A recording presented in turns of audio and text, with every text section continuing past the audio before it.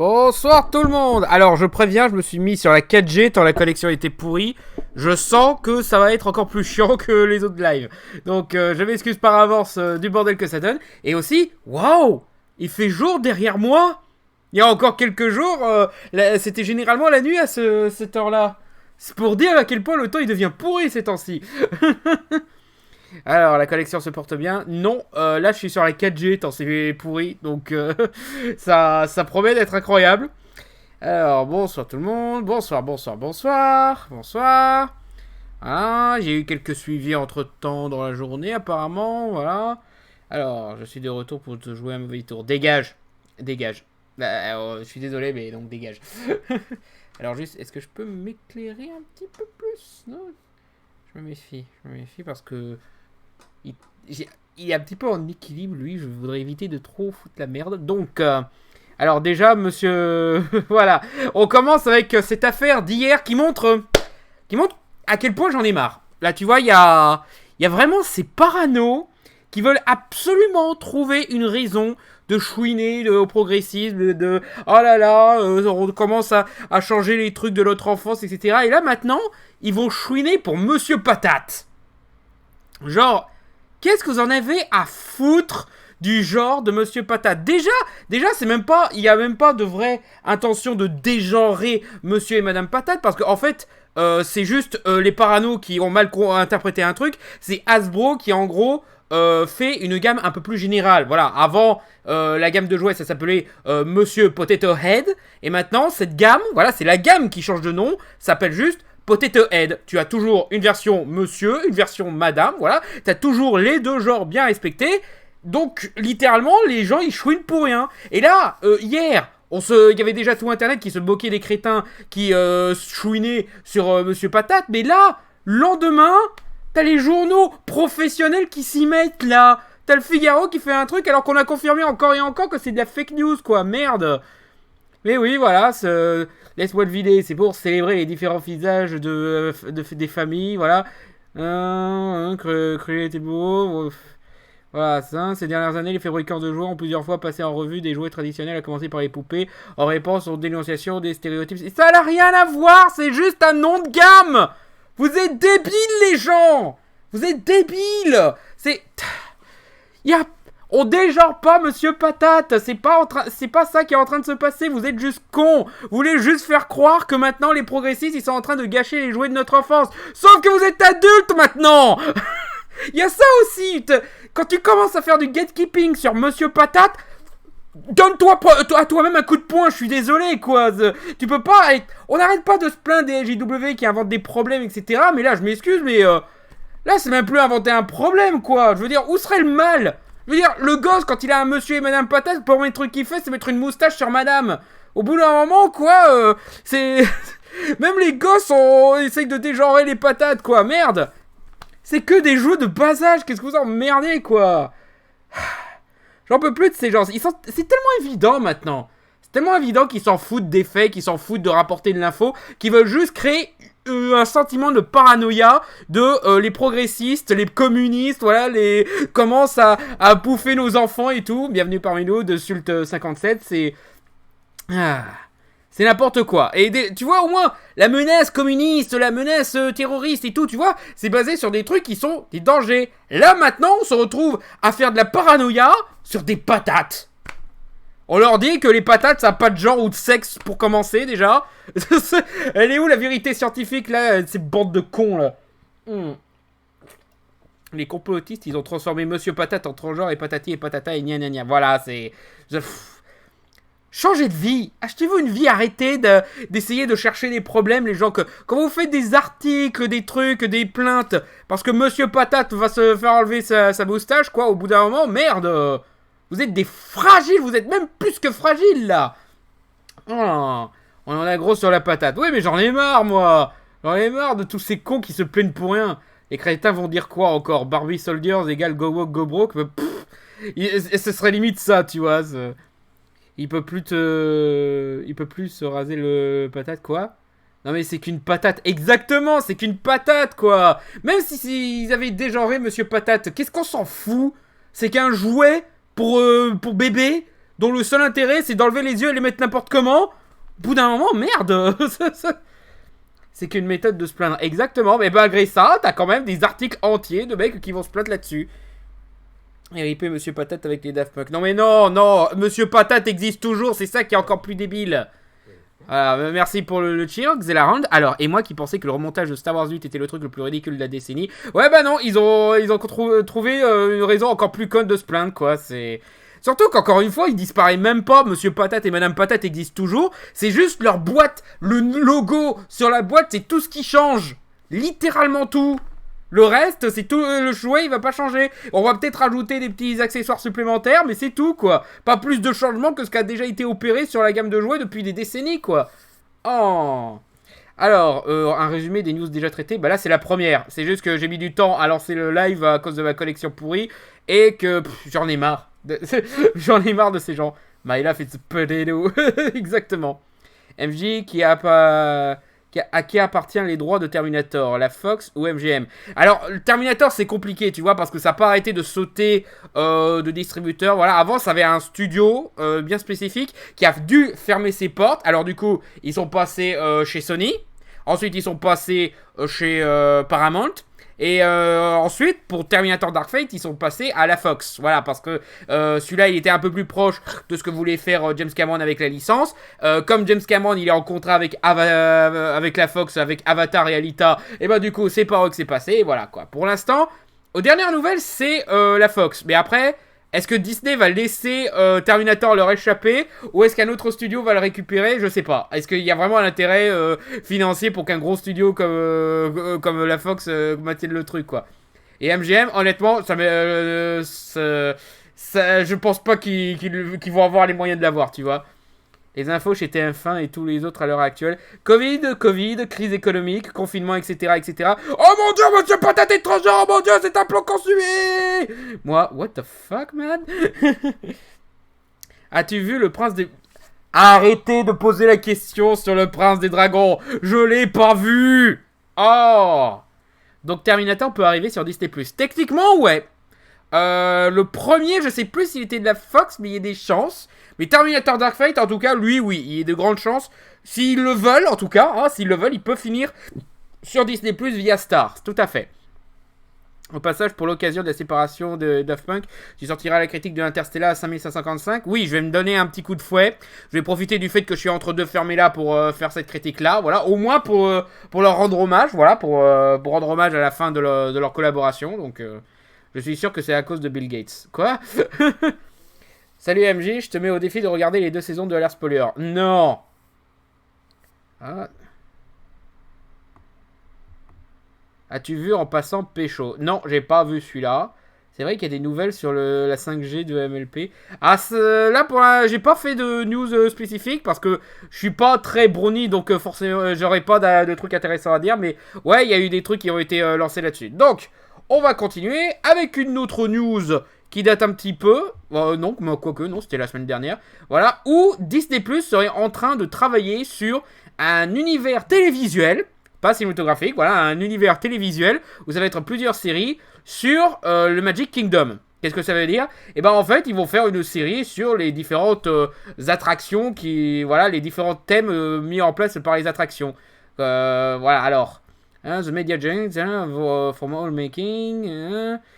the first project in the work is a so-called Magic Kingdom Universe. Voilà, un univers Magic Kingdom qui commencera avec la Société des Explorateurs et Aventuriers. Voilà, donc il y a un petit côté Jules Verne, série d'aventure et tout. Voilà. Et après, toutes ces différentes licences seront interconnectées. Voilà, via je sais pas encore comment ils vont le faire, via des cameos, via des trucs comme ça, voilà, via des... Peut-être un truc comme le fait Trollhunter de Guillermo del Toro, voilà. Et voilà, ça... Qu'est-ce qu'il y a d'autre? Voilà, ça va centrer sur ces univers-là et tout. Donc ouais, pourquoi pas? Ça dépend de comment ils vont le faire. Est-ce que ce sera live? Est-ce que ce sera animation? Animation, je pense que ce serait déjà plus intéressant. Et ton sketch d'ouverture pour ta vidéo sur Big Bang Theory, bonne référence à l'exorciste. C'est pas exactement ce film que je pensais, mais bon, c'est gentil. As-tu vu Trollhunter? J'ai vu les premiers épisodes, c'était pas mal, j'ai pas eu le temps de regarder la suite malheureusement. Voilà, animation, oui. Oui, voilà. Je pense que ce serait très intéressant en termes d'animation, un univers comme ça. Et surtout plus pratique. Parce qu'en live, ça risque de faire vite toc, tu vois. As-tu eu le temps de voir la dernière vidéo de Monsieur Bobine? Ouais, et je l'aime beaucoup, comme vous en doutez, parce que il dit du bien d'un réalisateur un petit peu nul que j'aime bien, donc forcément, ça me plaît beaucoup. Voilà, je suis content de voir que j'ai une connexion spirituelle avec Monsieur Bobine en ce qui concerne le... Merde. Ah Merde, j'ai oublié son nom maintenant, le réalisateur de la momie, merde. Non, Merde, j'ai un blanc maintenant, moi. Le réalisateur de Van Helsing, quoi. Après, faut... Oui, voilà, Stephen Sommers. Merci. Merci. Voilà, ça... Des fois, mon cerveau, il me fait chier. J'aime beaucoup Stephen Sommers, mais là, pour le coup... Oh, j'ai oublié son nom. Alors, c'est quoi ton film préféré? MJ, Retour vers le futur. J'ai dû le dire une bonne dizaine de fois, ça, d'ailleurs. Hein. Donc, ouais, pourquoi pas. En plus, c'est par Ron Moore. Qu'est-ce qu'il a fait, Ron Moore? Il a fait un truc qui s'appelle Pour toute l'humanité. D'accord, mais... ça me dit pas exactement quel genre de truc. D'accord, oui, il a fait une série de documentaires, d'accord. Il a bossé sur quelques trucs de SF comme Outlander, Caprica et Star Trek Premier Contact. Cool, cool, cool. Ah d'accord, c'est un scénariste, d'accord. Attends, il y avait besoin d'un scénariste pour un documentaire? C'est bien ça, non? Ah, il vient de Battlestar Galactica en plus, ouais. Un scénariste, producteur... du coup, c'est où le... Ouais, je trouve pas For All Mankind. C'est où For All Mankind? Parce que ça avait l'air d'être un documentaire sur l'exploration spatiale. Voilà, une série de documentaires en tout cas. Hein, courage pour la prochaine vidéo sur Big Bang Theory si tu veux, j'ai dit Stéphane. Non mais avant, je vais faire d'autres sujets. Hein. Je vais pas passer directement à l'autre, mais il n'y a aucun rapport avec Roger Moore. Je pense pas, il n'y a pas l'air. Non, non, y a rien qui est indiqué sur le fait que non. Ça dit surtout qu'il a bossé sur Star Trek et Battlestar Galactica. Voilà. Ils vont faire un documentaire à la Marvel 616 sur Disney+. Tu parles de quoi là? Parce que si tu parles de son documentaire sur l'espace, je pense que c'est déjà sorti en fait et que ça a l'air d'être bien apprécié. Un indice sur le prochain Fermela, c'est le cul de Miranda. Voilà, j'ai été pas mal inspiré sur la connerie de cette histoire, donc du coup, je vais faire une vidéo sur le cul de Miranda. Voilà. Alors, bon, du coup, on va passer à la news suivante. Oui, je m'en étais déjà un petit peu plaint sur Twitter, mais voilà, il y a eu des photos supplémentaires de la Snyder Cut qui sont sorties. Et, bah ça, quoi. Regardez, je fais de la symbolique christique.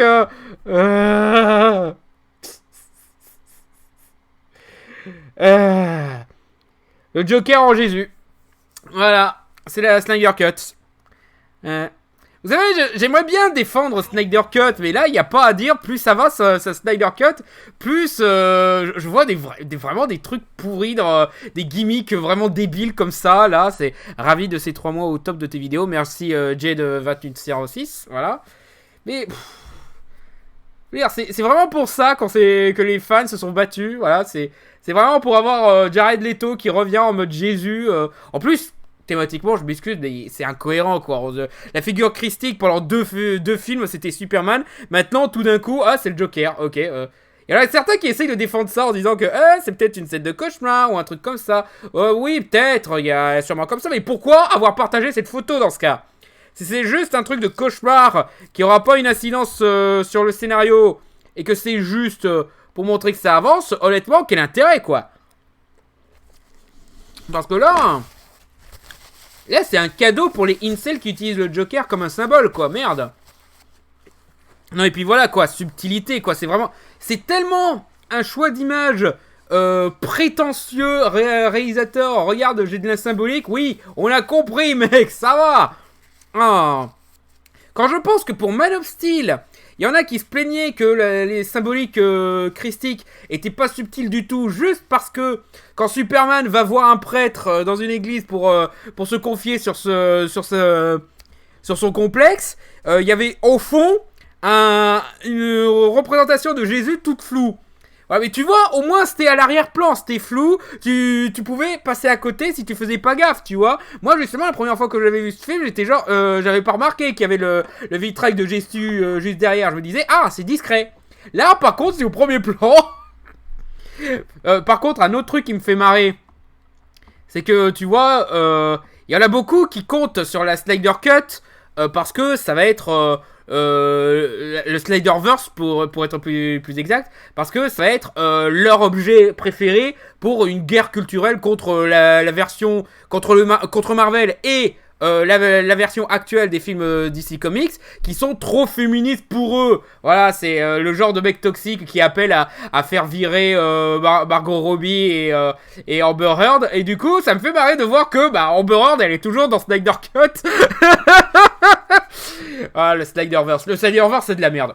Le Snyderverse, c'est de la merde inventée par les fans juste pour pouvoir décanoniser les éléments de leur univers cinématographique préféré qui les gênent, tu vois.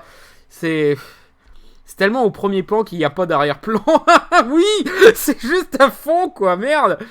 Alors, putain, MJ, le Joker va être la cause du terrorisme chrétien. Oh, déjà qu'il a indirectement inspiré les attentats terroristes incel, si en plus il commence à y mettre chrétien, ça va mal parler à finir, quoi.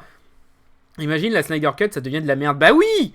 À force de défendre la Snyder Cut et tout, on s'est jamais posé la question, est-ce que c'est un bon film? Ça correspond plus à certaines attentes, oui, y a un peu plus d'éléments faisant référence aux comics, mais au bout d'un moment, est-ce que ça va donner un bon film, tu vois? Là, de là à ce qu'on découvre que, en fait, Whedon, limite, il a amélioré le film, je serais guère surpris, tu vois? Comme les fans de Star Wars qui pensaient que Favreau allait décanoniser. Il le pensait pas, il le pense toujours. Il pense toujours que Favreau et Filoni vont décanoniser la postlogie. Et c'est pour dire les débiles, quoi. C'est débile, ils décident pour tout le monde qu'est-ce qui est canon, qu'est-ce qui l'est pas, en créant des théories débiles, genre la Snyderverse ou la Filoniverse. Voilà, la Snyder Cut, c'est une pub HBO Max. Mais c'est même pas une bonne pub HBO Max parce que ça attire vraiment autant de monde. Je veux dire, déjà les versions longues des films populaires comme ça, c'est pour un public de niche. C'est vraiment pour ceux qui sont prêts à voir une deuxième fois un film qu'ils ont déjà vu. Ça déjà, c'est pas donné à tout le monde. Mais aussi, c'est pour ceux qui sont intéressés par les décisions artistiques, etc. Et c'est très de niche, c'est ça, tu vois. Et Snyder, déjà, c'est un réalisateur de plus en plus de niche, hein, parce que je rappelle qu'il a été viré de Justice League parce que, en plus des problèmes familiaux, il a aussi été viré parce que il était de moins en moins populaire, il était de moins en moins apprécié par le grand public, tu vois.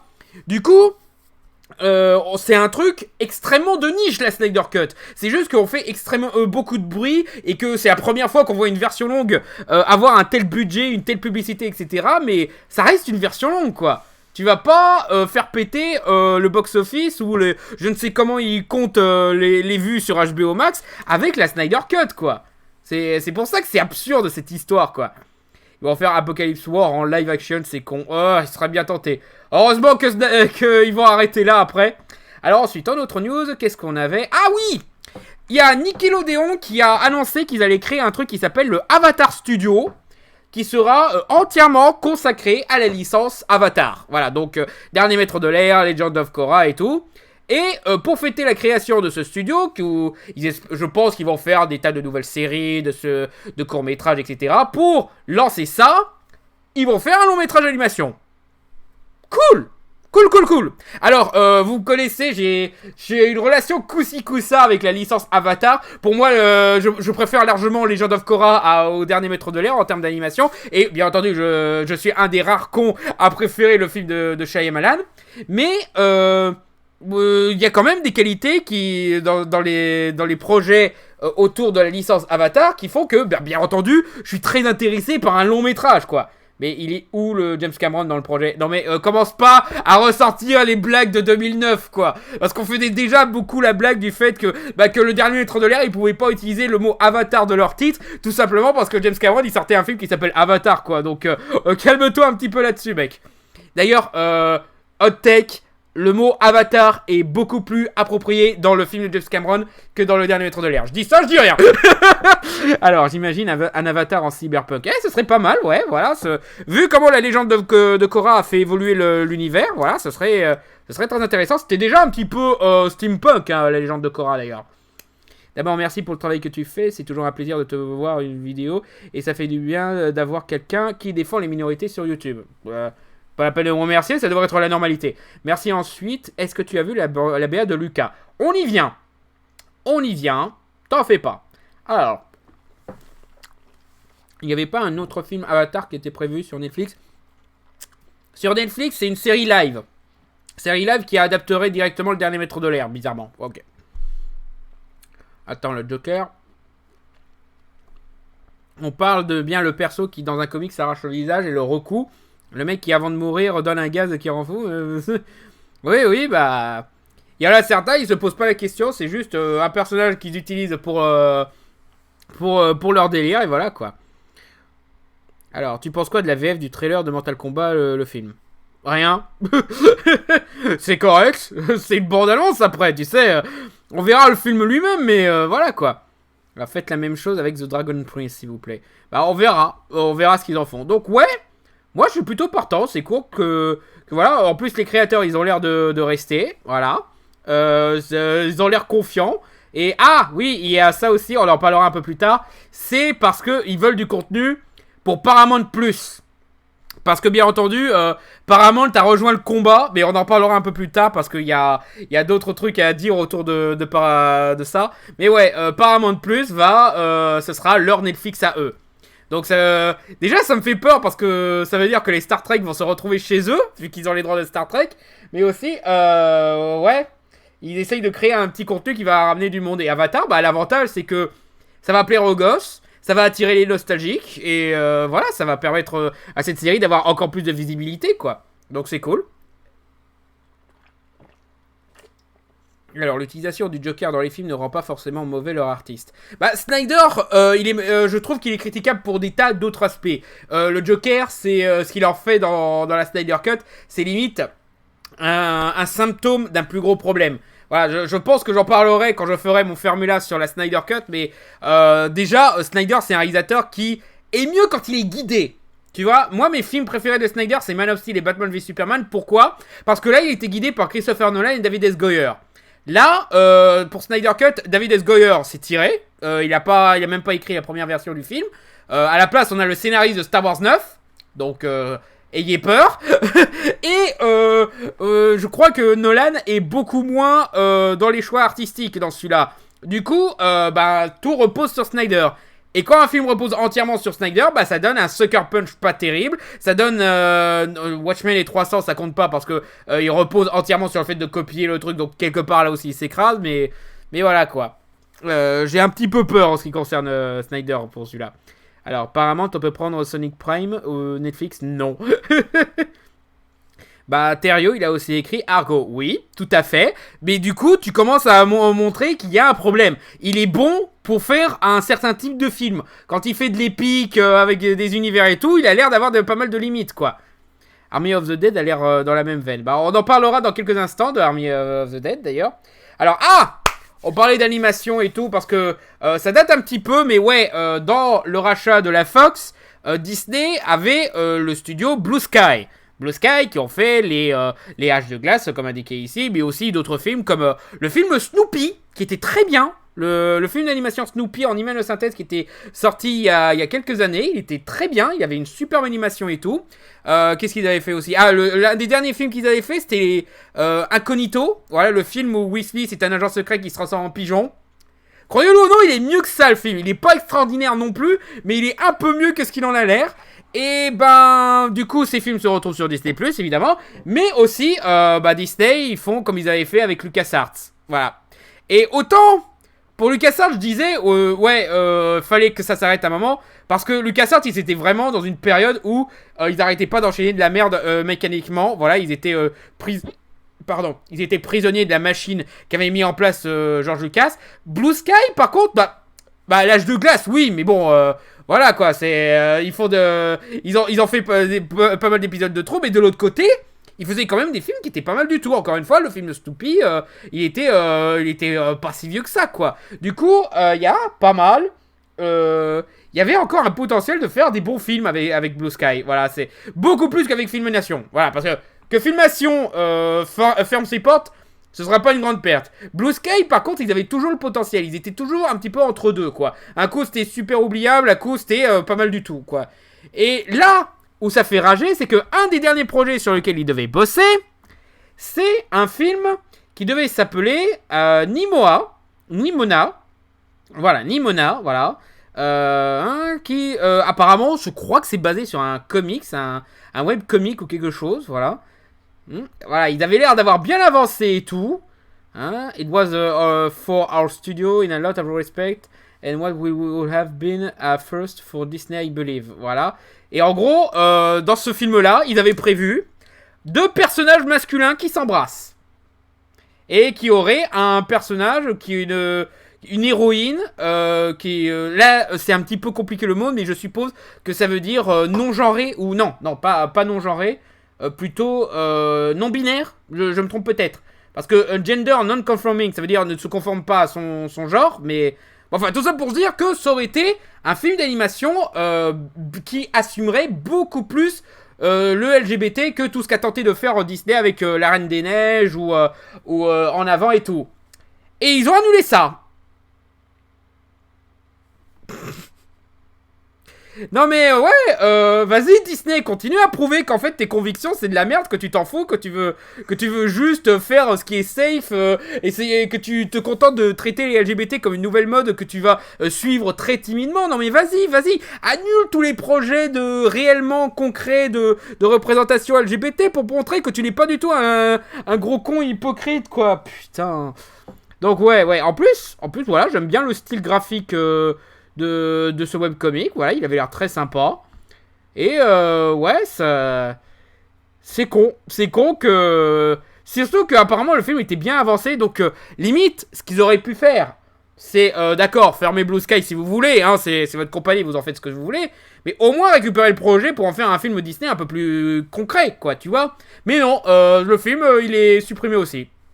Voilà, il y avait le même problème avec un autre film d'animation produit par la Fox qui était prévu. J'ai oublié le nom, mais c'était grosso modo une histoire d'heroic fantasy avec des petites souris. Et rien que les images, ça a donné quelque chose de vraiment magnifique. Hein, ça donnait envie de voir ce que ça allait donner. Et non, ça aussi, ça a été annulé. Voilà, il y a des tas de projets de films d'animation qui se proposent en alternative de ce que fait Disney, DreamWorks et tout, qui se font annuler par le rachat de la Fox par Disney.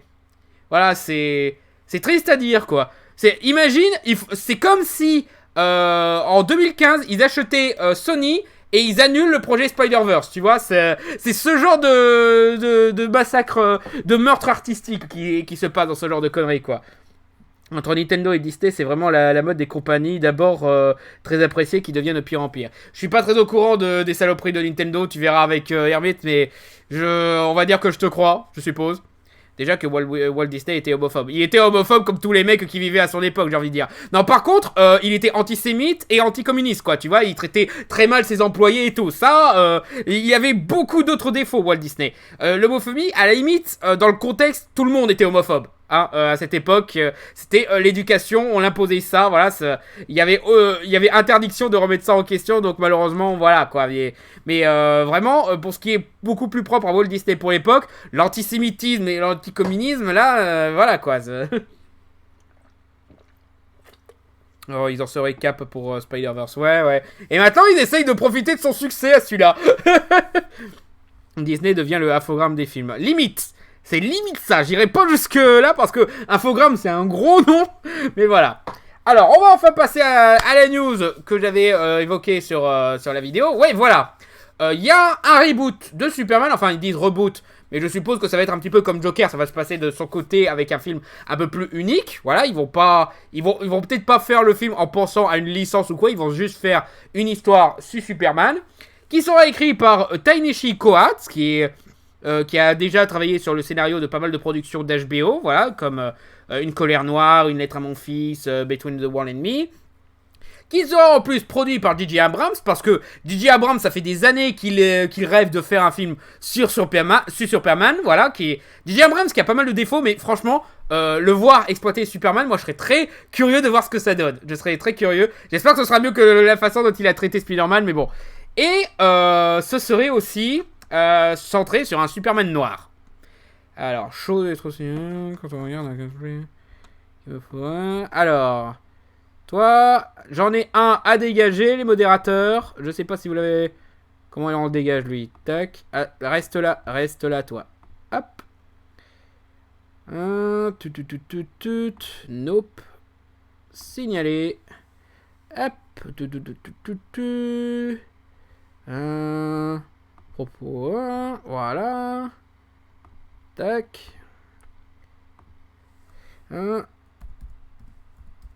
Unité un petit instant.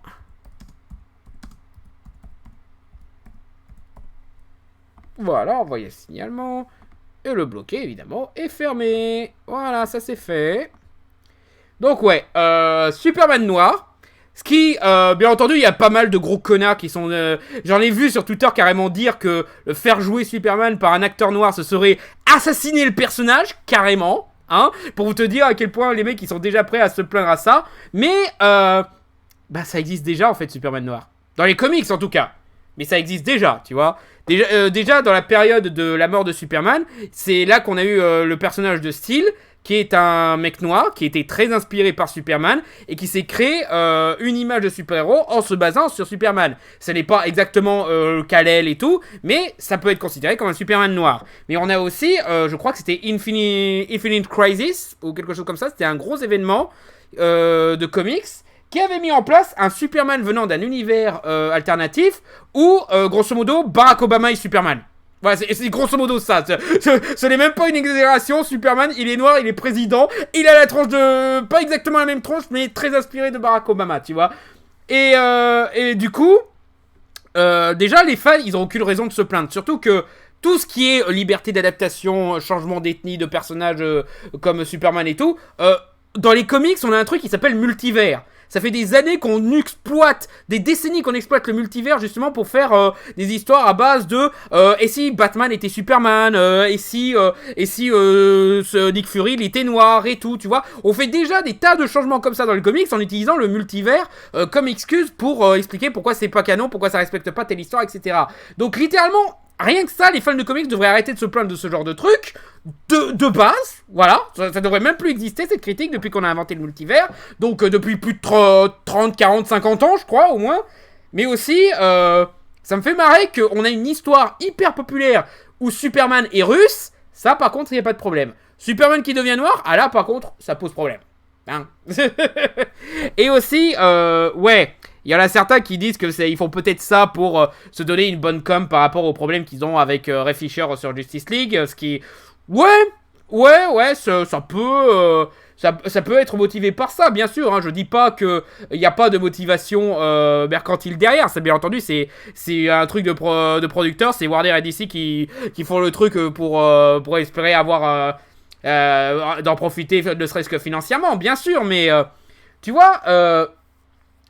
c'est pas parce qu'ils le font à la base pour un truc mercantile que forcément le film va être mauvais ou va être mal utilisé, tu vois. Black Panther aussi, il a été fait de façon mercantile, malgré tout, on a quand même eu des artistes qui l'ont fait sincèrement, tu vois. Saturer le perso, really, ils ont vu des comics, les gens... Non, justement, ils ont jamais lu de comics, c'est ça le truc. Parce que quand on a lu le comics, on sait ce que c'est le multivers, et du coup, que ça sert à rien de se plaindre de ce genre de truc. Mais aussi, je pense que la raison pour laquelle ils ont commencé à envisager de plus en plus sérieusement le fait de faire un film sur un Superman noir, c'est un petit peu grâce à Michael B. Jordan, tu vois, parce que Michael B. Jordan, il y a quelques années, il aime répéter plusieurs fois qu'il aimerait beaucoup avoir l'occasion de jouer Superman. Déjà parce que il aime beaucoup le personnage, il aimerait bien avoir l'honneur de jouer le personnage, mais aussi, bien entendu, la représentativité, voilà, que ce serait important comme symbole pour la communauté noire d'avoir enfin accès à un personnage aussi cool, populaire et apprécié que Superman, quoi. Et du coup, j'en profite pour en parler. Alors, autant Superman noir, ça me pose pas problème. Autant Michael B. Jordan, je sais pas. Tu vois, moi, Michael B. Jordan, je le verrais plus sur un Batman ou un Aquaman plutôt qu'un Superman, tu vois. Parce que Michael B. Jordan, c'est un super acteur, voilà, c'est un des meilleurs acteurs actuels, mais il a plus une intensité, une sauvagerie dans son genre de jeu qui, je pense, ne fonctionnerait pas trop pour Superman. Pour Batman et Aquaman ou d'autres super-héros, ça oui. Mais pour Superman, je verrais plus quelqu'un avec la carrure d'un Denzel Washington, tu vois. Parce que Denzel Washington, voilà, déjà, il a la tête très carrée, très bande dessinée. Il a le physique qui va avec. Mais aussi, voilà, il a l'aura un petit peu rassurant. Il a le charisme et tout, tu vois. Lui, déjà, c'est le genre d'acteur qui pourrait aller pour un Superman noir, quoi. Ok, le mec de IDW DC devait se faire un petit shot d'alcool. Heureusement qu'ils ont touché à un autre univers de comics comme Transformers et autres. Ouais. Si Superman a survécu à la période Blue Superman, il survivra à tous les gens. Alors être joué par un bon acteur, ça va pas lui poser problème. Exactement, quoi. Je verrais plutôt Idris Elba en Batman, perso. Non, même Idris Elba, tu vois, non, je sais pas. Idris Elba, encore une fois, c'est un acteur qui est plus dans l'intensité que quand on... Quoique, si c'est le Idris Elba du premier Thor, là, oui. Là, par contre, il peut donner un truc super cool. Mais, tu vois, son jeu habituel, c'est plus le mec un petit peu fatigué, tout le temps bouche ouverte, t'entends il est essoufflé et tout. Bah, voilà, quoi. C'est avant tout un personnage qui joue le mec fatigué. Le mec qui est au bout de ses forces. Donc, du coup, je trouve que ça collerait plus pour un Batman plutôt qu'un Superman. Mais sinon, ouais, il y a sûrement d'autres acteurs qui seraient pas mal. Will Smith, ce serait cliché. Will Smith, ce serait cliché, et aussi, je le verrais plus en Flash qu'en Superman, lui. Il y a une nouvelle série, Superman et Lois. Oui, et j'ai vu le premier épisode, et c'est excellent. Pour l'instant, c'est le meilleur premier épisode d'une série du Arrowverse ever. Ah, même le premier épisode de Flash, il était pas aussi bien que celui-là, tu vois. Ah non, franchement, Superman et Lois, je suis conquis. Hein, j'ai hâte de voir la suite. C'était plus Idris Elba dans les torses suivants. Oui, voilà. Parce que le premier Thor, justement, il le joue très différemment, Eldal. Chris Rock. Là, tu me poses une colle, parce que d'un côté, voilà, on a trop l'habitude de Chris Rock qui est trop dans le côté comique, etc., qui fait tout le truc, mais je sais pas, il a l'air de commencer à faire des rôles un peu plus sérieux. Il commence à avoir une certaine tronche qui, peut-être qu'il pourrait le faire, Chris Rock. Tu rigoles, mais ça pourrait être pas mal. Chadwick Boseman, ah oui, Chadwick Boseman, tout à fait. Tout à fait. Je pense que c'est justement pour ça que beaucoup apprécient tant Black Panther, c'est parce que justement il a su apporter une aura très rassurante, très Superman-alike au personnage, quoi. Donc forcément, Eddie Murphy en cyborg. Oui, j'ai la référence à Aldo Jones. Oui, ça va, pas la peine de le dire. Omar Sy en Superman. Ouais. L'accent français, je pense que ça passera pas. Ça, par contre, non. Mais voilà, quoi. Ah, d'ailleurs, que penses-tu du Suicide Squad de James Gunn? J'ai hâte de voir ce que ça va donner. Voilà.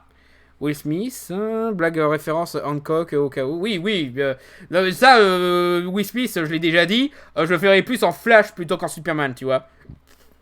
Chris Rock serait plutôt mieux en Jimmy Olsen. Bah, je crois. Non, c'était un des frères Wayans. Mais non, quoique.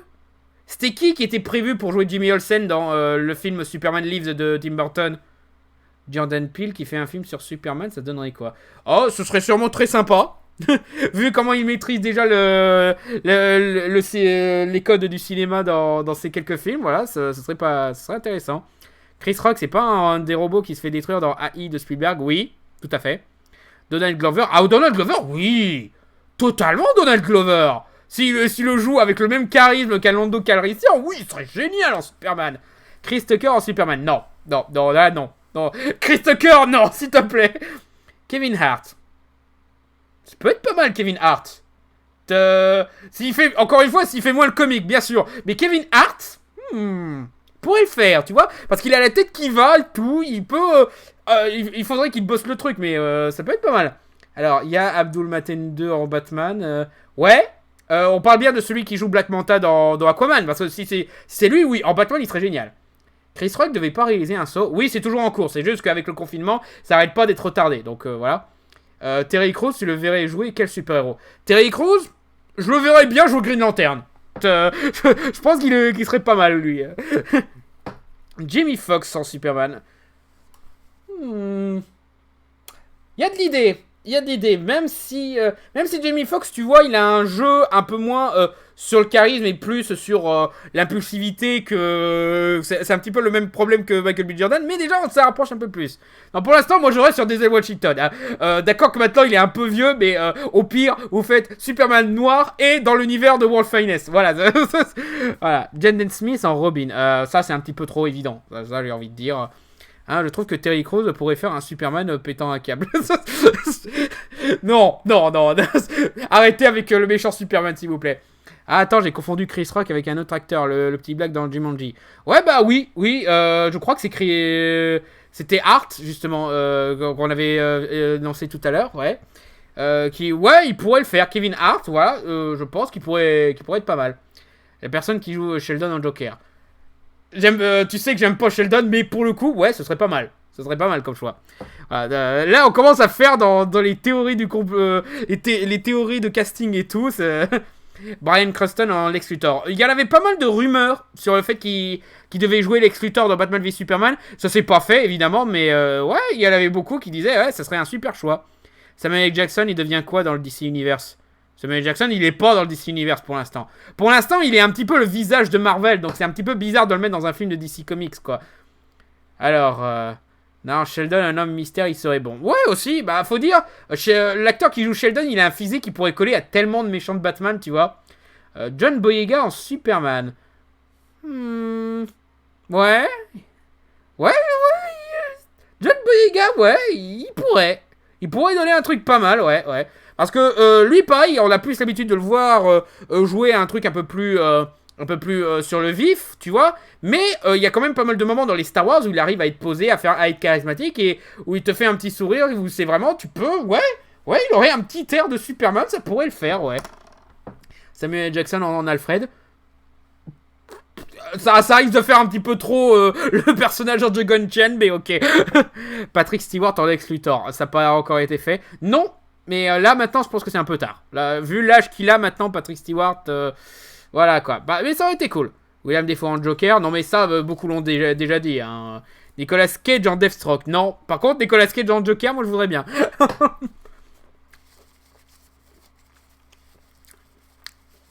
T'as déjà pensé à faire une BD? Bah... Quand j'étais au lycée, je faisais des BD dans mon coin, pour te dire. Alors, Jean Doué, bienvenue parmi nous. Morgan Freeman, bah... Comme Denzel Washington, en fait. Le problème, là, maintenant, c'est l'âge. Mais ouais, Morgan Freeman en Superman, en un peu plus jeune, il aurait fait. Et si on le faisait maintenant, bah, en mode... World Finance, ce serait pas mal, ouais. Alors, donc, on est resté un petit peu trop longtemps là-dessus, donc on va passer à autre chose. On va passer à la bande... Justement, on en parlait de la bande-annonce de Army of Darkness.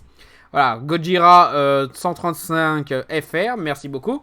Alors la bande-annonce, je l'ai déjà vue, donc ça va pas vraiment être un truc de réaction, mais il y a un truc que je trouve quand même intéressant. C'est que là, à l'heure actuelle, c'est un projet qui est beaucoup plus intéressant pour Snyder parce que c'est beaucoup plus un film de Snyder que ce que fait la Snyder Cut, tu vois. Snyder Cut, c'est toujours une commande de Warner, donc là, pour l'Armée des Morts, il est beaucoup plus à fond dans son style, beaucoup plus libre. Du coup, je trouve ça beaucoup plus intéressant quand on s'intéresse à Snyder.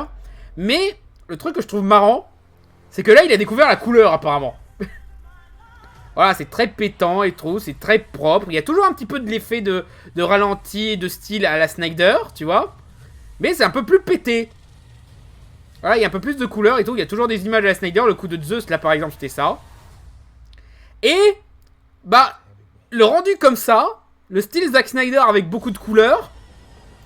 Bah ça ressemble à la Whedon Cut de Snyder Cut de Justice League en fait, tu vois, ça ressemble à Suicide Squad et bah après ça peut être pas mal hein, ça pour l'instant le film L'Armée des Morts, il promet d'être déjà il a beaucoup plus de chances d'être un bon film que la Snyder Cut là maintenant, j'ai envie de dire, mais de l'autre côté, je me dis le mélange de styles qu'il essaye de se faire, c'est à croire qu'en fait, la Whedon Cut, peut-être qu'elle est pas si éloignée que ça de son style habituel quand on voit ce qu'il fait quand il est un peu plus libre. Mais ouais, et du coup, c'est con parce que je suis pas fan de films de zombies. Et pour l'instant, c'est les meilleurs trucs que Snyder ait fait, quoi. Objectivement, je pense que ses meilleurs films, c'est justement les films de zombies qu'il a fait, à savoir le remake de Le Jour des Morts. Je crois que c'est ça le film en question, voilà. Le film de zombies qu'il avait fait au tout début de sa carrière, bien avant 300 et Watchmen, je crois que beaucoup s'accordent à dire que c'est objectivement son meilleur film. Et du coup, le voir faire une suite, faire un autre remake de cette même licence avec l'Armée des Morts, voilà, c'est intéressant de le voir un petit peu revenir à ça, à un style où il était beaucoup plus libre, il était beaucoup plus simple, et surtout, c'était son meilleur film. Et bah, si c'est ça son meilleur... Mais c'est con. Voilà, j'aime pas des masses les films de zombies, donc c'est con que ce soit son meilleur les films de zombies quoi. Alors MJ, est-ce que tu as une demande pour tous ces clips de doigts d'honneur féminins? Est-ce que oui, j'ai fait une demande. Oui, j'ai fait sur les réseaux sociaux. J'ai dit aux gens, toutes les femmes qui ont des BD ou des exemplaires de JDR, est-ce que vous pouvez m'envoyer vous en train de vous filmer et faire un doigt d'honneur avec votre truc et voilà. Et du coup, j'ai eu une bonne centaine de propositions. J'ai pu remplir un chouette montage et je suis très content du résultat, quoi. Qu'est-ce que tu penserais d'un remake reboot de Hitler chez DC? Je connais pas Hitler. Je le dis au cas où Twitch comprend que je dis Hitler, donc voilà quoi. Alors, MJ, c'est pas grave que j'aime les films Godzilla japonais. Bah non, c'est pas grave du tout.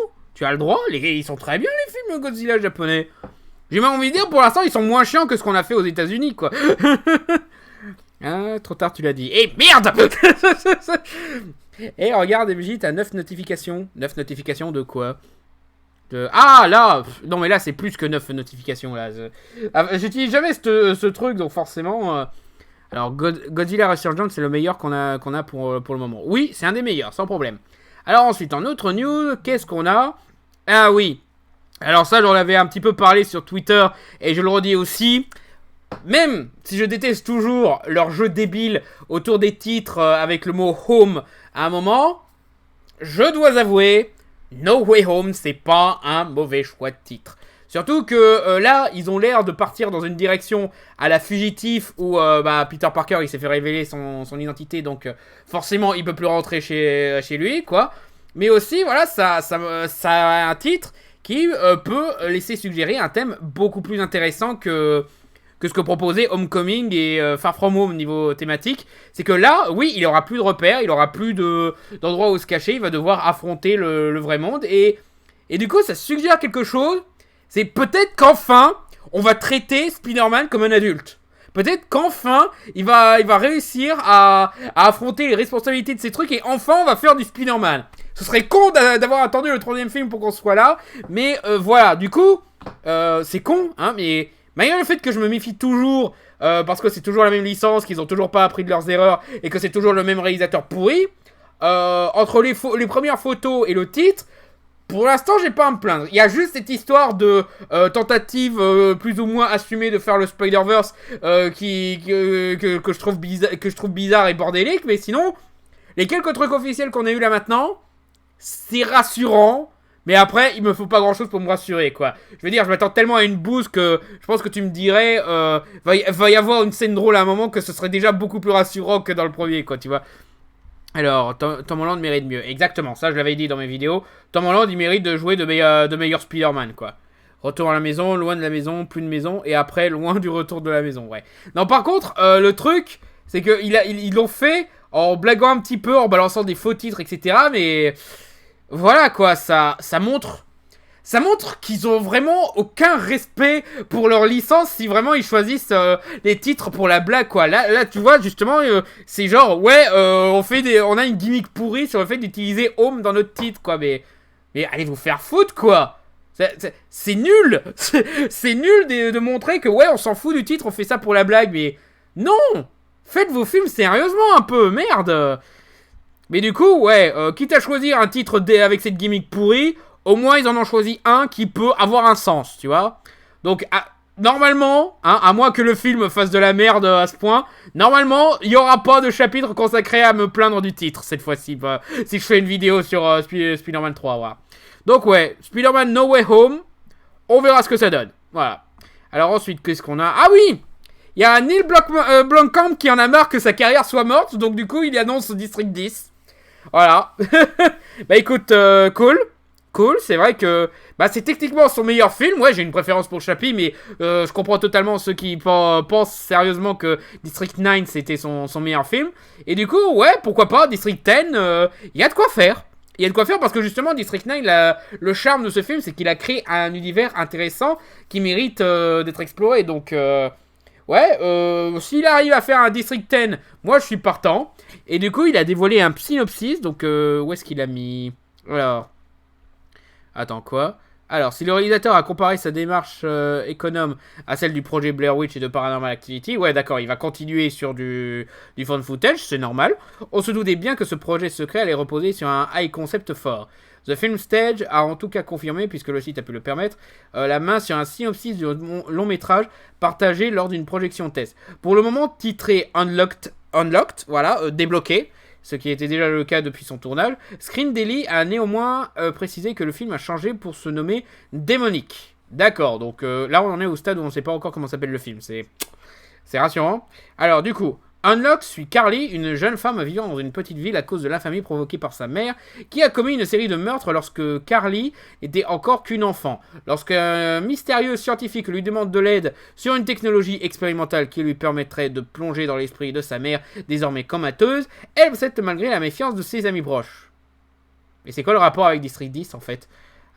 Alors qu'elle évolue dans le processus, les frontières de la réalité commencent à se flouter et les intentions des conducteurs de l'expérience deviennent plus claires lorsque Carly découvre la terrifiante force surnaturelle à l'origine de son trauma d'enfance.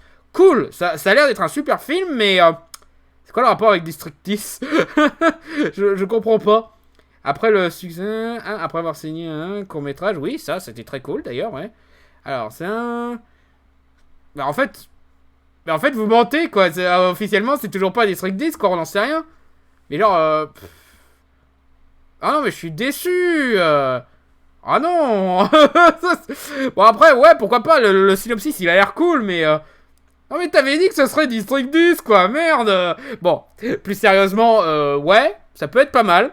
Est-ce qu'ils vont faire en sorte de créer un lien indirect avec District 10? Voilà, histoire de faire comme avait fait 10 Cloverfield Lane, pourquoi pas. On verra ce que ça donne. Il n'y a pas de rapport, c'est un film qu'il a tourné avant District 10. Ah! C'est ça le truc? Avant District 10, d'accord. Ah d'accord, je me suis trompé d'article en fait. Parce qu'en fait, il avait fait... D'accord, il est sur un projet District 10, mais avant, il veut faire un petit film d'horreur. D'accord, je comprends mieux. D'accord, c'est juste moi qui me suis gouré d'articles.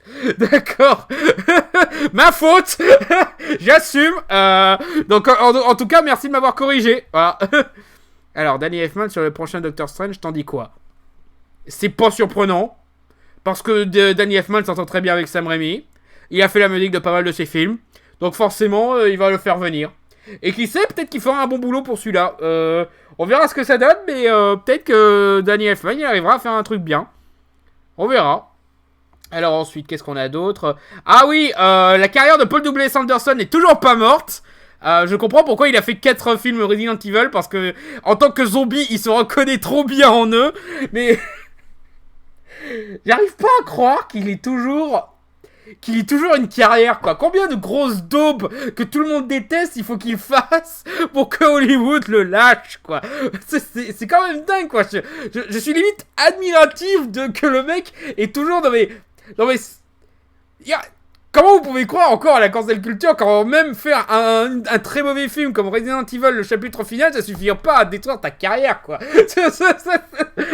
Ah non, mais je m'excuse, mais à ce stade, Paul W. Anderson, il pourrait être responsable d'un génocide qui continuerait sa carrière, ça m'en surprendrait même plus à ce stade. Comment il fait? Donc du coup, sans surprise, Mila Jovovich au casting, Dave Bautista, bah il faut bien manger, hein, bien... faut dire, j'en vois déjà qui sont surpris. Oh non, Bautista, pas toi. Non mais les gens, Bautista, avant de jouer dans les Gardiens de la Galaxie, il jouait dans le Roi Scorpion 3, quoi. Calmez-vous, c'est pas la première fois qu'il joue dans des bouses, hein. C'est pas une première du tout, quoi. C'est dommage, oui, c'est dommage, parce qu'il commençait à faire des films un peu plus populaires, un peu plus artsy et tout, mais voilà, quoi. AMJ, je t'avais pas dit que j'avais vu Monster Hunter, mais merde ce film, en piratage. Mais je t'ai précisé que la fin c'était un cliffhanger. Non! Un film de Paul W. Anderson avec une fin cliffhanger? Non! C'est un peu comme si ce mec était incapable de finir une histoire. Non, sérieux, tous ces films ont un cliffhanger. Même Event Horizon, voilà, qui est un petit peu un faux, vrai cliffhanger, ça se finissait sur un cliffhanger qui a été un petit peu avorté entre temps, tu vois. Mais Mortal Kombat, cliffhanger. Les Trois Mousquetaires, cliffhanger. Absolument tous les putains de Resident Evil, même le tout dernier, cliffhanger. Non, vraiment, le mec, il est pas foutu de faire un film sans cliffhanger, quoi. Et encore, souvent, ces cliffhangers, ils restent en suspens, quoi. Parce que même dans les Resident Evil où il y a des suites et tout, les cliffhangers, ils sont bâclés en 2-3 mouvements, hein, la plupart du temps. Ou complètement ignorés. Parce que le chapitre final, ça ignorait le cliffhanger du précédent film Resident Evil, quoi. C'est... Non, ouais, les cliffhangers chez Paul W. Anderson, ça me surprend pas. Je suis sûr qu'on va aussi en avoir ici, quoi. Donc, du coup, et aussi, ce serait basé sur une nouvelle de l'écrivain George R.R. Martin. Pourquoi pas, hein. Je connais pas assez la bibliographie de George R.R. Martin pour savoir si c'est bien ou pas, voilà. Parce que si ça se trouve, c'est juste une histoire un petit peu con qu'il a fait vite fait et que les studios hollywoodiens peuvent massacrer comme ils veulent. Je sais pas, je connais pas, mais voilà. Alors, In the Lost Land, voilà, donc... Ouais, en fait, il a trouvé le concept pour profiter des décors qu'il avait construits pour Monster Hunter et il va faire un film qui se passe aussi dans un monde délabré, quoi. C'est ça que t'es en train de me dire, non. Ouais, bon ben... On verra ce que ça donne. Ça promet encore d'être très con. Et Pompéi, il y avait un cliffhanger. Ah non! Non, dans Pompéi, il a réglé le problème, il a tué tout le monde.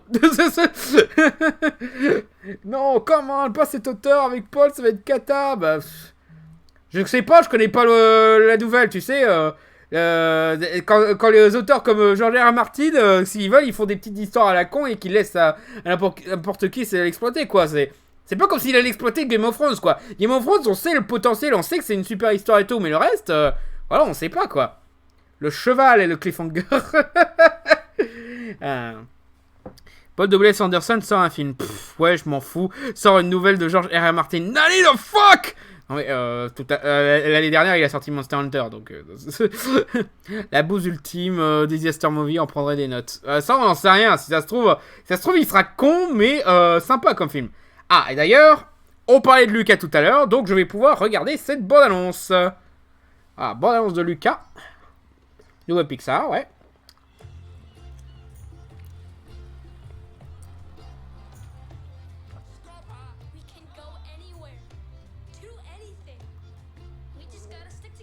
Ah, il a...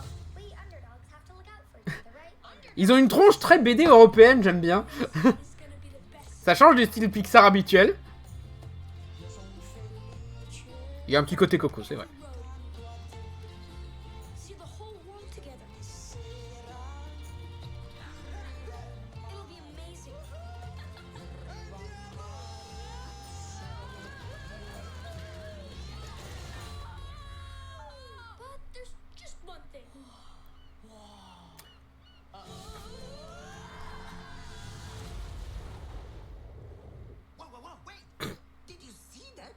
Évidemment, ils allaient pas juste faire un dessin animé sur une amitié entre humains, quoi.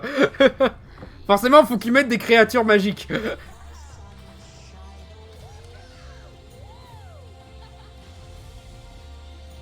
D'accord, donc...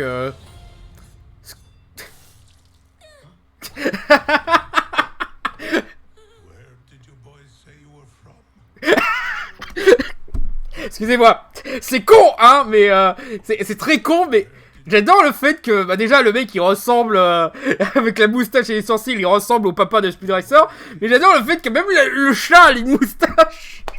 Mais genre, pas les moustaches de chat, quoi, vraiment la moustache exactement pareil que l'autre, quoi, c'est tout con, hein, mais c'est le genre de petit détail qui me fout marrer, moi. Ouais, bah d'accord, pourquoi pas. Hein, une histoire d'amitié ou d'amour, hein, j'ai entendu dire que peut-être qu'ils vont faire du LGBT dans celui-là et qu'ils vont l'assumer, je sais pas, ça m'étonnerait, hein, connaissant Disney, je sais pas s'ils vont l'assumer, mais voilà, c'est petite histoire rigolote, à ambiance marseillaise méditerranéenne, voilà, sur des hommes poissons, je sais pas, c'est quoi le masculin de sirène? Parce que là j'hésite à dire homme sirène, mais y a un mot masculin pour sirène? Je sais pas, ça fait très Hardman ce film, je trouve. Tu trouves? Non, je trouve pas, non. Non, Hardman, non. J'irais plus BD européenne, un petit peu, voilà, ambiance méditerranéenne, voilà, mais... Hardman, non. Pourquoi pas, non. C'est en Italie. Ouais, bah, c'est la Méditerranée, voilà. Je disais Marseille parce que c'est... Je sais pas, il y avait certaines images qui me faisaient dire Marcel Pagnol, tu vois, mais du coup... si c'est en Italie, voilà, c'est toujours le petit côté méditerranéen qui tu vois, malgré le fait que c'est un autre pays, il y a un petit peu le même genre d'ambiance, tu vois. C'est ça, la Grèce, pas la Corse. Bizarrement, la Corse, ça reste dans son style à lui. Mais même l'Espagne, il y a un petit peu de ça, voilà, c'est pas vers la Sicile. Ouais, c'est dans la Méditerranée, quoi. C'est ce que je dis, c'est la Méditerranée. Triton. Ah bon? C'est pas un vrai poisson, là, le triton? Bah, ok, triton. Triton, ok. J'ai appris un truc. Non, moi, je pensais que c'était... je sais pas, je pensais que c'était une autre créature ou quelque chose, mais ok. Triton, d'accord. D'accord, bah j'ai appris un truc. Vous avez tous appris un truc. Triton, voilà. Apparemment, il y a le gosse qui joue Eddie dans ça, qui joue dans le film. Ouais, Disney en profite sûrement des quelques enfants acteurs qui marchent bien pour les mettre dans leur film, quoi. Je trouve le film moche, perso. Il est pas moche, il y a un style un petit peu différent de ce qu'ils font d'habitude, ouais. C'est juste que... C'est des designs qui marcheraient peut-être plus. Ils marchent très bien en soi, mais tu vois, ça se voit que c'est des designs qui ont été pensés pour un livre pour enfants, quoi. Avec des designs très exagérés, très cartoon, très arrondis, très colorés et tout. Et du coup, ouais, c'est un style qui plaît ou qui plaît pas, mais moi je trouve que ça marche, quoi. Alors, c'est pas Coco, mais ça reste joli. Ouais. Après, voilà, c'est la première bande-annonce. Si ça se trouve, il y a des visuels encore plus jolis dans le reste du film, quoi. Non, Triton, c'est un amphibien. D'accord, ouais. Triton, en grec ancien, voilà, est un dieu marin de la mythologie grecque, fils de Poséidon.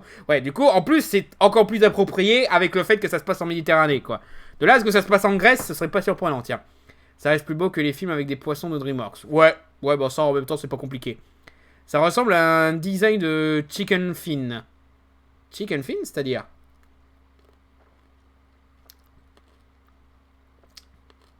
Parce que je connais pas. Tiens, il y avait encore une graine dans celui-là. Ça ressemble plus à l'Italie, je trouve. Peut-être, ouais, bah... Après, c'est la région méditerranéenne, hein. Encore une fois. Plus beau que Gang de requins. Bah, en même temps, c'est pas compliqué de faire plus beau que Gang de requins. Hein. L'animation est beau, mais le scénario, pas ouf. Il est classique, mais c'est pas... Peut-être qu'il va être super bien, le scénario. C'est pas parce qu'il a un concept simple et déjà vu qu'il est mauvais, le scénario. Faut arrêter de faire ces raccourcis-là, hein, parce que on passe à côté de super films à cause de ce genre de mentalité. C'est aussi le papa d'Ariel. Oui, c'est à lui que je pensais, mais je pensais que son nom c'était pour autre chose, quoi. Alors du coup, ouais, en autre news, voilà, on va parler un peu plus de Paramount+, voilà, qu'on avait évoqué tout à l'heure. Et ouais, ils font grosso modo leur propre version de Netflix. Ce qui comprend deux nouvelles productions comme tout ce qui concerne Avatar, mais aussi apparemment une série sur Halo. Hein, je crois que c'est une série, voilà. Hein, une adaptation en live action de Halo par Angling Television. À l'origine prévue pour Showtime, cette série a finalement migré vers Paramount+. Elle devrait sortir courant 2022. Donc, j'aime pas Halo. Même son univers, je le trouve pas super intéressant. Tout ce que j'aime, c'est la musique. La musique, elle est géniale. Mais l'univers, je comprends pas pourquoi ça intéresse des mecs comme Spielberg ou Peter Jackson. Hein, pourquoi pas, hein? Je fais confiance à Spielberg qui voit vraiment, qui semble avoir vu le charme de Halo, mais je comprends pas qu'est-ce que vous trouvez à Halo. Non, sérieusement, même l'univers, je comprends pas. C'est peut-être juste moi, hein, c'est peut-être juste moi, mais peut-être que Spielberg, il va réussir à trouver comment bien exploiter cet univers, mais voilà. Parce que ça fait plus de 10 ans, ça doit faire depuis au moins Halo 2 qu'il essaye de faire une adaptation de Halo Spielberg, quoi. Même Neil Blomkamp, il voulait faire une adaptation de Halo, ça, à la place, il a fait District 9, pour dire, donc, voilà. Ensuite, nous avons une série Razmoket, qui...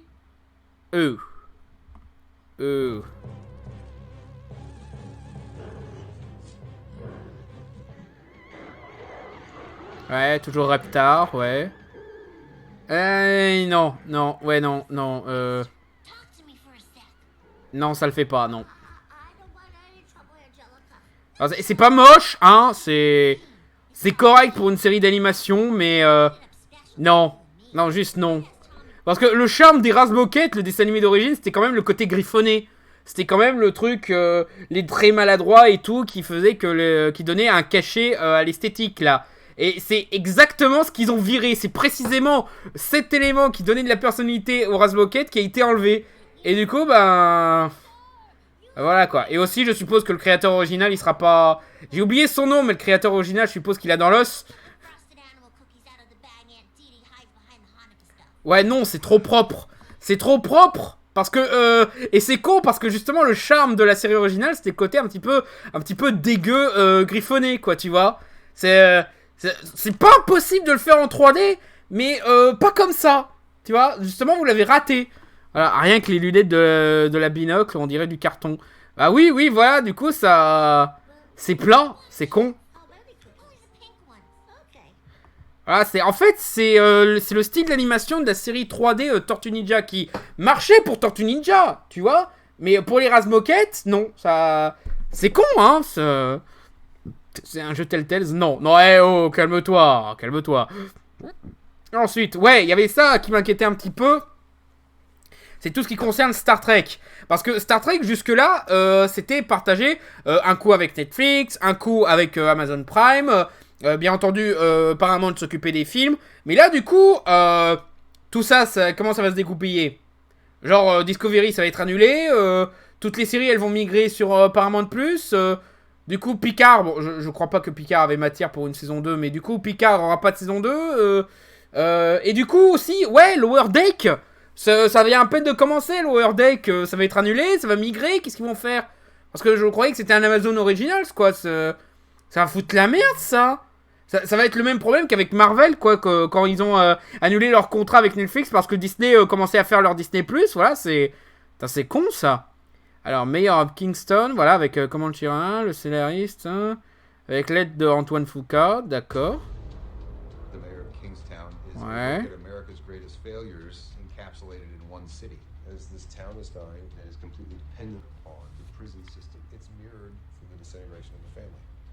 D'accord, donc ça va être Prison Break sans le break, quoi. D'accord. D'accord, ouais. Je suis pas très fan de Antoine Foucault, mais peut-être qu'il se débrouille mieux en série télé, donc pourquoi pas. Ouais, ok, on verra bien, ça. Alors ensuite, Frasier, voilà, véritable trésor de la sitcom de la série, voilà, qui s'est conclu en 2004. Un revival, voilà, une annonce plus qu'inattendue. Ouais, bah apparemment, oui, ils font la même méthode que Disney+, genre, on ressort des tas de licences. Regardez, on a ça, pour attirer du monde sur Paramount+, quoi. De tous ceux qui feraient concurrence à Disney, je pensais pas que Paramount serait aussi vénère, tu vois. Surtout que... Ouh! Là, je vais me rendre compte d'un truc. Paramount+, c'est les distributeurs d'Indiana Jones. Ils vont avoir des soucis avec Disney. Ouh, techniquement Disney est là parce qu'ils ont Lucasfilm, c'est Lucasfilm qui a les droits, mais ouh, oui, ça va faire mal. Ça va faire mal. Qui va avoir le droit de diffuser les Indiana Jones? Ouh, oula. Aïe. On verra ce que ça donne, mais voilà. Alors sinon, remake et série en pagaille, évidemment, on a un nouveau truc, on balance 40 000 projets pour le remplir, hein. Alors, des séries à propriété intellectuelle, c'est l'art de L'homme qui venait d'ailleurs, voilà, le film culte va passer au format série. L'or se barre, ouais, Flashdance, pourquoi pas. Love Story, mais. Liaison fatale, ouais, il y a de quoi faire une série. À cause d'un assassinat, je connais pas, mais ouais. Star in the man who fell from her from... Wait, what? Attends, quoi? Attends. L'homme qui venait d'ailleurs. C'est le... Ah merde! Oui, c'est un peu con parce que j'avais pas fait le rapprochement entre L'homme qui venait d'ailleurs et The Man Who Fell From Her to Earth. Voilà, le film avec David Bowie. Il y a eu un remake? Ils l'ont fait au format série? Quoi? Attends. The Man Who Fell From Earth? Avec... Mais... C'est comme si Netflix annonçait qu'il faisait une série sur Pierrot le Fou. Quoi? Vraiment? Vous avez fait une série sur ça? Bah après, pourquoi pas, hein? Ça peut être très intéressant, mais quand même, c'est... L'homme qui venait d'ailleurs, voilà, The Man Who Fell to Earth, c'est genre un des trucs les plus psychédéliques, années 70, artsy qu'on pouvait avoir en un film de 2 heures, quoi. C'est genre... what? Et Alex Kurtzman qui... Non, là, je suis désolé, non, j'aime bien Alex Kurtzman, mais non. Non. Merde. Oui, c'est... Tu vois, je prendrais pas J.J. Abrams pour faire un remake de Pierrot le Fou, quoi. Non. C'est quoi ce truc? Mais ça a l'air nul. Pourtant, c'est avec des gens talentueux, mais ça a l'air nul. Non. Ah non. Ah non, mais ça a l'air d'être le plus gros gâchis depuis le remake, voilà, depuis La Cité des Anges avec le Nicolas Cage, là. Putain, mais... What the fuck. Et c'est quoi? Je découvre ça, quoi, mais c'est... What? Vous avez fait une série sur The Man Who Fell to Earth? What? Pourquoi pas, hein, mais de la part d'Alex Kurtzman, connaissant son style, non, ça va pas le faire. Ça va pas le faire. Ça l'aurait fait si c'était genre les mecs qui avaient fait la série Fargo. Là, oui, là, ça aurait pu donner quelque chose d'intéressant. Ou les mecs qui ont fait Utopia. Je sais pas si vous connaissez la série Utopia. Là, oui, là, on aurait été dans le délire visuel qui aurait pu être approprié. Mais Alex Kurtzman, non. Oh non, il est trop mainstream. J'aime pas ce mot, mais tu vois, il est trop normal. Il est trop... Il a pas cette spécificité visuelle, psychédélique et tout qui correspondrait à The Man Who Fell to Earth, quoi. Je veux dire, c'est quand même le film où David Bowie il couche avec une nana en lui tirant dessus, quoi. Mais genre avec un vrai flingue. c'est pour te dire le genre de délire que c'est, quoi. C'est particulier, L'homme qui venait d'ailleurs, bah c'est extrêmement particulier. Là, en fait, en voyant le titre vite fait, je pensais que c'était juste un des quelques films, séries des années 80 qui faisaient un petit peu SF kitsch, mais en fait, là, j'ai fait le rapprochement avec le titre américain, The Man Who Fell to Earth, et non, c'est très spécial. Je vous le conseille, hein, c'est très intéressant comme film, mais en série, what? Fargo, c'est pas un film des frères Cohen, oui, et qui a été adapté en série, et qui est pas mal du tout d'ailleurs. Je vous conseille la série. Au moins la saison 1. À ce qui paraît, là, les autres saisons, c'est moins bien, mais bon. Elle avait sur TMNT 2012. J'aime beaucoup. Voilà. Évite de trop spammer des messages. Oui, s'il vous plaît, évitez les spams, s'il vous plaît. C'est spécial comme rapport sexuel. Bah putain, ouais. Le film en lui-même est spécial, tu vois. Donc, pourquoi? Pourquoi Alex Kurtzman? Je comprends pas. Voilà, parce que... Ouais, l'acteur, voilà, c'est un très bon acteur. Je suis sûr qu'il pourrait faire un excellent remake de L'homme qui venait d'ailleurs, mais... Ce Kurtzman, non. Non. Merde, c'est fait par Nicolas Roeg, le film original, quoi. Pour vous donner un petit peu l'ordre d'idée. Attends, dégage, toi. Putain, je déteste ça sur écran large. Alors, Nicolas Roeg, voilà, pour que vous voyez un petit peu le genre de délire que c'est, voilà. Vous voyez un petit peu le genre de film qu'il fait d'habitude, quoi. Voilà, c'est très particulier, Nicolas Roeg, quoi. Et du coup, passer de lui à Alex Kurtzman, non. Non, je suis désolé, non. Non, Alex Kurtzman, c'est bien celui auquel je pense. C'est celui de Bad Robot. Celui qui avait bossé sur Lost et tout, quoi. Alors, merde. Attends, du coup, c'est... je cherche le... Bon, attends, on va chercher ici. Voilà, pour pas perdre la page. Alex Kurtzman. Voilà. Nicolas Winding Refn le prend souvent comme modèle. Bah oui, mais justement, Nicolas Winding Refn, voilà, c'est aussi pas mal au niveau du style. C'est justement ce genre de délire là, quoi, tu vois. Et voilà, quoi, c'est un mec qui écrit pour Star Trek, qui est écrit pour Lost. Voilà, quoi, c'est le réalisateur de La Momie avec Tom Cruise, quoi, bordel de cul. C'est le scénariste d'Insaisissable. Non, producteur. C'est pas le scénariste, c'est le producteur de Insaisissable 2. C'est le scénariste de Amazing Spider-Man 2. Qu'est-ce qu'il a fait d'autre? Voilà, les Star Trek, les Cowboys vs les Envahisseurs. Oui, c'est le scénariste du premier Transformers, quoi, aussi, merde. C'est lui que vous prenez pour faire The Man Who Fell to Earth, quoi, mais non. Non. Non, mais laissez-le faire du Picard ou du Lower Deck si vous voulez, mais non. Non, laissez-le. Oui, voilà, il a fait aussi la série Limitless, ouais. Voilà, quoi. Tu vois, c'est beaucoup plus terne, quoi. C'est beaucoup plus basique, beaucoup plus normalisé, quoi. Ça le fait pas. Non, je suis désolé, non. Ah, ils ont pris de la drogue. Non. Du tout, justement. C'est ça le problème. Il est trop sobre. Voilà, j'ai trouvé la bonne métaphore.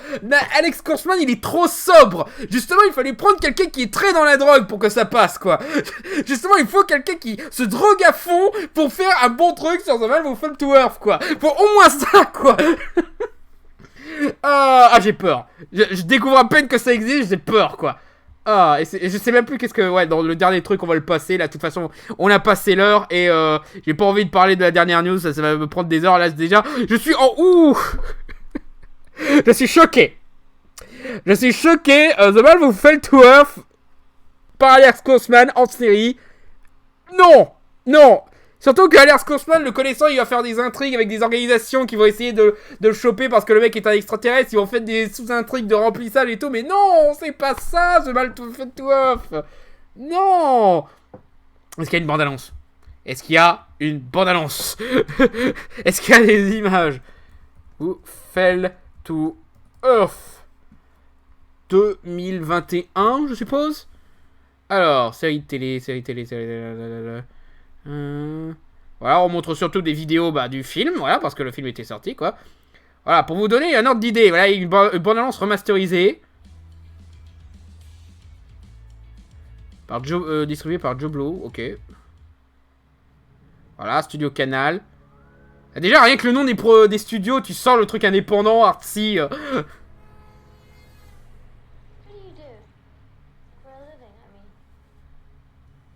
T'as parlé d'Avatar? Oui, tu pourras revoir dans la rediff.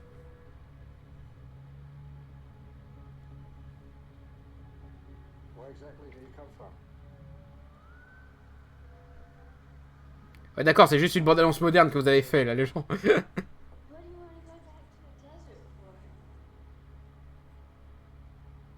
Il y a une version 4K du film, faudrait que je vois. Faudrait que je vois pour la récupérer, parce que en 4K, ça doit être pas mal du tout, le film.